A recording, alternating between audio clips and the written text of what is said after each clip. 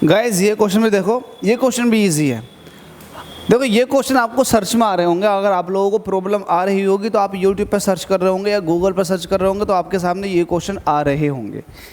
It means आप पहली बार हमारे इस चैनल को देख रहे हैं, विजिट कर रहे हैं, तो आप लोगों से एक छोटी सी रिक्वेस्ट है, चैनल को सब्सक्राइब जरूर कर दें। आपका सब्सक्रिप्शन बहुत मोटिवेट करके जाता है हमें।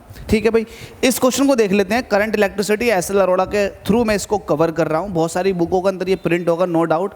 ये क्वेश्चन पूछा जा चुका CBSE के थ्रू, इंपॉर्टेंट क्वेश्चन है। थोड़ा सा कॉन्सेप्ट है, एक नया तरीके का क्वेश्चन बनाया है करंट इलेक्ट्रिसिटी के अंदर। देखो हमसे क्या कह रहा है, हमसे कह रहा है कि दो वायर है, to wires A and B, दो वायर हैं A और B, ठीक है, सेम मेटल के हैं। सेम मेटल का मतलब ये हो गया कि इनका जो रो है, इट मीन्स स्पेसिफिक रेजिस्टेंस वो सेम होगा, ये वाली बात है। आगे कह रहा है एरिया ऑफ क्रॉस सेक्शन भी क्या है इनका, सेम है, तो दोनों का एरिया भी सेम है और रो भी सेम है। हमसे कह रहा है have their length in the ratio of 2:1। Length का रेशियो दे रखा है, इट मीन्स अगर मैं यहाँ सॉल्यूशन करने के लिए जाऊँगा, एक वायर मेरे पास A है या फिर 1 है, पहला वाला वायर और दूसरा वायर, इनका लेंथों का रेशियो कितना है, 2:1। ये वाली बात ध्यान है। रेशियो को आप इस तरह से लिख सकते हैं अपॉन की फॉर्म में। हमसे कह रहा है what will the ratio of the current flowing through them. इन दोनों के अंदर से जो करंट फ्लो होकर जाएगी उसका रेशियो क्या होगा। इट मीन्स I1/I2, ये हमसे पूछ रहा है, लेकिन आगे कुछ ना कुछ कह रखा होगा। हमसे क्या कह रखा है, current flowing through them respectively when the same potential difference is applied across the length of the each of them। अब दोनों वायर के जो across आपने वोल्टेज लगाया है वो भी आपने क्या लगाया है, सेम लगाया, सेम पोटेंशियल डिफरेंस लगा हुआ है, तो V भी सेम है। अब आपको पता है कि यार यहाँ पर वोल्टेज का जिक्र हुआ है, यहाँ पर करंट का जिक्र हुआ है, यहाँ पर रेजिस्टेंस का जिक्र हुआ है, तो आँख बंद करके आप ओम्स लॉ लगा दो। आपको पता है, क्या पता है ओम्स लॉ के अकॉर्डिंग, बताओ।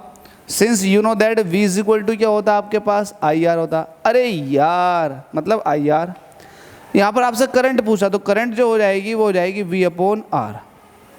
लेकिन R जो है आपको ये ब्रेक करनी है। ब्रेक क्या करनी है आपको, area of cross section, length और स्पेसिफिक रेजिस्टेंस की टर्म में लिखना। अब आपको यहाँ पता है एक चीज़, सिंस R जो होता है वो होता है ρL/A के, होता है या नहीं होता, बिल्कुल होता। तो R की वैल्यू को पुट करो, करंट का फॉर्मूला निकालो नया, तो I इज इक्वल टू हो जाएगा V/R की जगह आप क्या रखोगे, ρL/A। बच्चों समझ में आ रही है बात, शाबाश मेरे बच्चे समझ में आ रही होगी। A/ का थर्ड नंबर है, सबसे ऊपर चला जाएगा, तो V/A/ρL। तो करंट जो है वो इन चार पैरामीटर्स पर डिपेंड कर रही है, ठीक है भाई। अब यहाँ पर कुछ हमें कांस्टेंट दे रखे हैं, क्या दे रखे हैं, two wires A and B are of the same metal. Same metal का मतलब ये हुआ कि यहाँ पर ρ1 जो है वो ρ2 के बराबर है, गिवन दैट, ये गिवन है आपको। यहाँ पर जो ρ1 है ρ2 के बराबर है, क्योंकि मेटल जो है वो क्या है, मेटल इज सेम, दोनों वायर के जो मेटल सेम है, तो ρ1 जो है वो ρ2 के बराबर है। आगे क्या कह रखा है, have the same area of cross section. It means A1 जो है वो किसके बराबर हो जाएगी, A2 के बराबर। ये मैं नहीं कह रहा, ये क्वेश्चन कह रहा है। आगे देखो, cross section and have their currents flowing through them, sorry, and have their length, लेंथों का रेशियो दे रखा था। और यहाँ पर हमसे पूछ रहा है कि भाई इनके अंदर करंट का रेशियो बता दो। अगर आपने V1 is equal to V2 कर रखा है तो मतलब पोटेंशियल डिफरेंस भी सेम है, तो लो क्वेश्चन आपका ख़त्म। 2 लाइनों में क्वेश्चन ख़त्म हो जाएगा। कैसे ख़त्म होगा देखो, बस समझाने का तरीका थोड़ा सा अलग हो जाता है, मेरा लंबा हो जाता है। मैं चाहता हूँ कि आप लोगों से क्वेश्चन करने आएँ, चीज़ों को समझें। अब देखो, जब ये कांस्टेंट है तो इसको हटा देंगे हम, जब ये कांस्टेंट है तो इसको भी हटा देंगे हम, जब ये कांस्टेंट है तो इसको भी हटा देंगे हम। इसका मतलब करंट जो है टोटली डिपेंड कर रहा है लेंथ पर। कर रहा है या नहीं कर रहा, बिल्कुल कर रहा, बाकी सब कांस्टेंट हो गए। इट मीन्स I जो है वो इन्वर्सली प्रोपोर्शनल हो गया L के। तो यहाँ से आप निकालोगे, यहाँ से निकालोगे, अगर आप I1/I2 करोगे तो इन्वर्सली प्रोपोर्शनल होने की वजह से I1 के नीचे यहाँ पर L1 आ जाएगा और यहाँ पर हो जाएगा L2।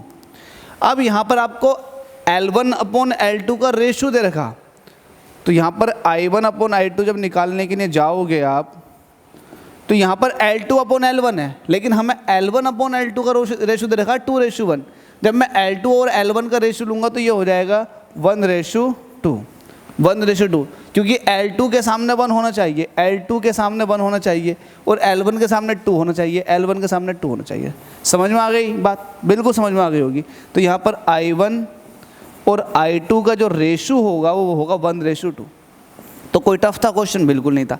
लेकिन अगर किसी को अभी भी डाउट है तो डिस्क्रिप्शन में टेलीग्राम लिंक दे रखा है, जल्दी से फॉलो कर लें। 2-4 फॉलोअर्स हैं, आप जरा साथ में आ जाएंगे तो एक फैमिली बन जाएगी हमारी प्रिपरेशन अड्डा अकेडमी की। बहुत मज़ा आएगा, एंजॉय करेंगे, वहाँ चीज़ों को समझेंगे, लोगों के बारे में जानेंगे और देखेंगे कि कौन क्या तैयारी कर रहा है, किसको कहाँ डाउट आ रहे हैं, कैसे डाउट आ रहे हैं। आई होप आपको ये समझ में आ गया होगा। अगर नहीं आया तो टेलीग्राम लिंक दे रखा भाई, वहाँ जाकर पूछ लो आप मुझसे। कोशिश करूँगा आप लोगों को वीडियो कॉल करके समझ में आ जाए, समझाने की कोशिश करूँगा। Thank you so much.